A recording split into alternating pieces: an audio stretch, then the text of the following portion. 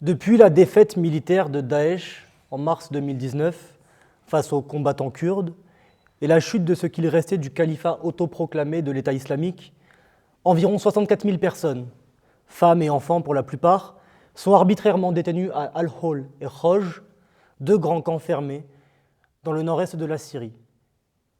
Au sein de ces camps, ils y sont laissés aux mains et au bon vouloir des forces démocratiques syriennes, une entité kurde non étatique. Le 14 mai 2019, le président de la République française, dans un discours d'hommage aux 2 soldats français tués au Mali, affirmait, je cite, que « la France est une nation qui n'abandonne jamais ses enfants, quelles que soient les circonstances, et fût-ce à l'autre bout du monde ». Pourtant, l'histoire de Mehdi est celle d'un abandon. Mehdi n'a que 3 ans quand ses parents décident de rejoindre l'État islamique en 2015. Mehdi grandira loin de chez lui, loin de là où il est né, loin de son pays, la France. Il grandira entre les bombardements de la coalition, les combats et les déplacements au rythme de la guerre. Mehdi n'est pas seul, non. Avec lui, des milliers d'enfants tentent de survivre chaque jour. Ils représentent à eux seuls 60% des détenus du camp. Près de 90% d'entre eux ont moins de 12 ans et 30% ont 5 ans ou moins. Pour la plupart d'entre eux, ils n'ont connu que ça, que cette vie. Et cette vie, quelle est-elle?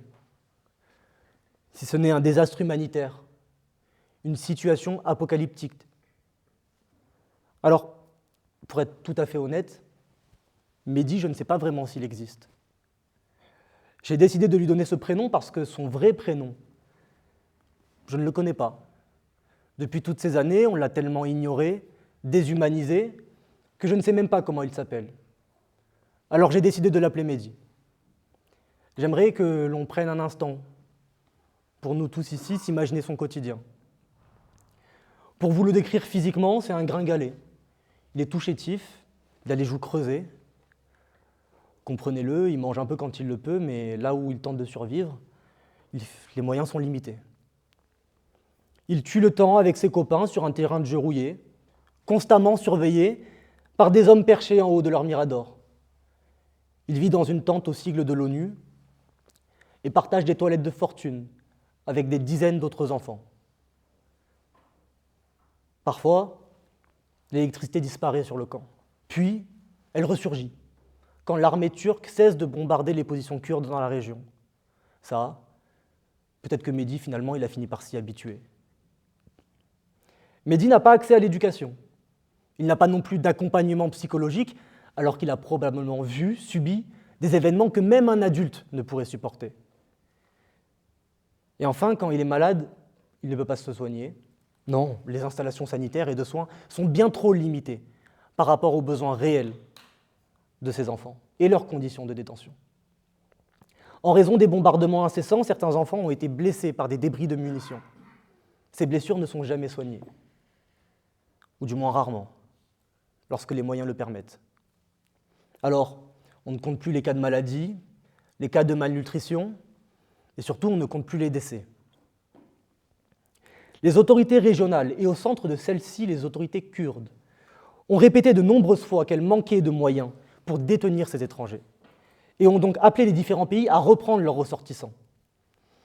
Suite à la pression des organismes internationaux, de la Cour européenne des droits de l'homme et des familles de ces ressortissants, la France, qui jusque-là refusait tout rapatriement, a décidé d'organiser en juillet 2022 le rapatriement de 35 enfants et de 16 mères. Les femmes ayant été mises en examen en attente de leur procès, et les enfants placés au sein des services sociaux. Or, depuis, la France refuse toujours d'organiser le rapatriement généralisé de tous ses ressortissants. Et à l'heure actuelle, 120 enfants français demeurent encore détenus dans ces conditions indignes et attendent que leur pays, la France, prenne ses responsabilités. 120 enfants que la France abandonne. La Commission nationale consultative des droits de l'homme a formulé à 2 reprises un appel au rapatriement des enfants français retenus dans les camps syriens, en se fondant sur les exigences humanitaires, la vulnérabilité des enfants, mais également en justifiant juridiquement sa position au regard tant du droit interne que du droit international et européen. Alors après avoir interpellé le président de la République, le Quai d'Orsay, lesquels les ont laissés sans réponse d'ailleurs, les familles de ces ressortissants ont alors saisi le juge administratif. Celui-ci a décliné sa compétence en se basant sur la traditionnelle et déclinante théorie des actes de gouvernement. C'est-à-dire que les actes en question relevant de la diplomatie française, le juge n'a pas à s'en mêler. Alors l'affaire a été portée devant la Cour européenne des droits de l'homme. La Cour a d'abord répondu à la question de savoir si les ressortissants français avaient des droits que devait protéger la France alors qu'ils étaient à l'étranger, c'est-à-dire l'exercice en fait par la France de sa juridiction sur ses enfants. Puis, sur le fond, et la question de savoir si ce à quoi la France était obligée était de les rapatrier. Cette notion de juridiction, elle n'est pas définie par la Convention. La jurisprudence nous dit que la juridiction est principalement territoriale. Bon. Selon ce critère, la France n'a pas vocation à engager sa responsabilité pour des faits qui se déroulent en Syrie. Mais il a été admis que dans des circonstances exceptionnelles, la juridiction puisse être extraterritoriale. En l'espèce, la Cour observe que l'article qui pose le droit d'entrer dans son pays est un droit nécessairement reconnu au bénéfice des ressortissants à l'étranger et que la France, qui refuse de rapatrier ses enfants, est pourtant le seul État qui peut les ramener sur le sol français et donc qui peut agir pour faire respecter ce droit. La Cour considère alors que les enfants ont des droits et que la France doit les protéger parce qu'elle en est la seule capable. Ces enfants n'ont pas les moyens de rentrer en France par leurs propres moyens. Et donc, que fait la France? Si ce n'est les condamner à un exil. La France, par sa politique du cas par cas, n'offre en réalité aucun recours effectif pour leur permettre d'être rapatriés. Elle les laisse dans une impasse, une inconnue, un vide, et ce, au mépris du droit.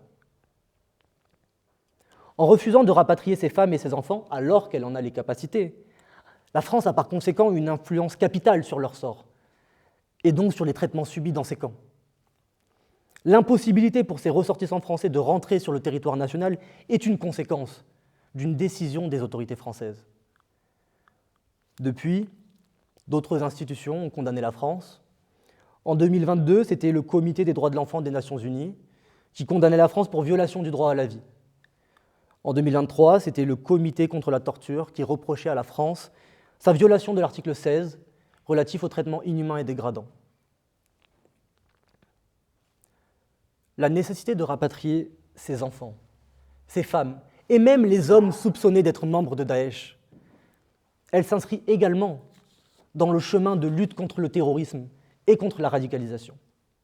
On le sait, la densité importante de ces camps ne permet pas aux autorités kurdes de contrôler réellement l'activité de propagande et de pression idéologique que continuent encore de véhiculer certaines femmes radicalisées à l'intérieur des camps. Alors, comment voulez-vous penser l'après-Daesh sans passer par la case rapatriement? Comment penser l'après-Daesh sans la judiciarisation des individus soupçonnés et le traitement des enfants par les services sociaux? J'entends l'opinion publique qui se dresse contre le retour de ces enfants sur le sol français. J'entends les raisons sécuritaires, j'entends la crainte, les peurs, les voix qui s'élèvent en parlant du risque potentiel que représentent ces enfants, une fois retournés en France, d'être radicalisés et de propager l'endoctrinement. L'idée finalement, selon laquelle ils ne seraient que des bombes à retardement prêtes à exploser à la moindre faille de surveillance. Or, cet argument, et ça il faut le rappeler, il n'est basé que sur une potentialité. Cette potentialité ne prend pas en compte la judiciarisation. Cette potentialité ne prend pas en compte le service mis en place par les services sociaux à leur retour. Et puis, si l'on considère que ces enfants sont des pauvres petits êtres influençables, justement, en voilà un argument pour les rapatrier le plus vite possible, le plus tôt possible. Une lutte efficace contre le terrorisme inclut la prévention de la radicalisation, et donc forcément le retour de ces hommes, de ces femmes et de ces enfants sur le sol français. Parce que, Qu'est-ce qui entoure Daesh, là-bas, dans le nord-est, dans la Syrie, dans ces camps, si ce n'est justement le retour de Daesh? Les autorités kurdes ne cessent de le clamer d'ailleurs. Le risque sécuritaire existe exactement parce que l'on continue tous les jours d'entasser des femmes et des enfants dans ces camps. En réalité, ce risque-là, la France l'alimente constamment, en refusant depuis toutes ces années le rapatriement. Une action efficace contre le terrorisme et la protection des droits de l'homme ne sont pas des objectifs contradictoires. Ils sont complémentaires. La question du rapatriement est une énième illustration de l'utilisation de la lutte contre le terrorisme pour déroger à tous nos principes, même les plus fondamentaux. Ici, il n'est pas seulement question de violation des normes internationales ou internes. Plus largement, ce qui doit tous ici nous interroger, c'est le modèle de société que l'on veut défendre. J'aimerais citer ces vers de Victor Hugo. Lorsque l'enfant paraît, le cercle de famille applaudit à grands cris. Son doux regard fait briller tous les yeux, et les plus tristes fronts se dérident, soudain, à voir l'enfant apparaître, innocent et joyeux. Mesdames, Messieurs, cela fait maintenant 5 ans que la France se déshonore chaque jour, en abandonnant ses enfants, nos enfants. Il est temps d'y mettre fin.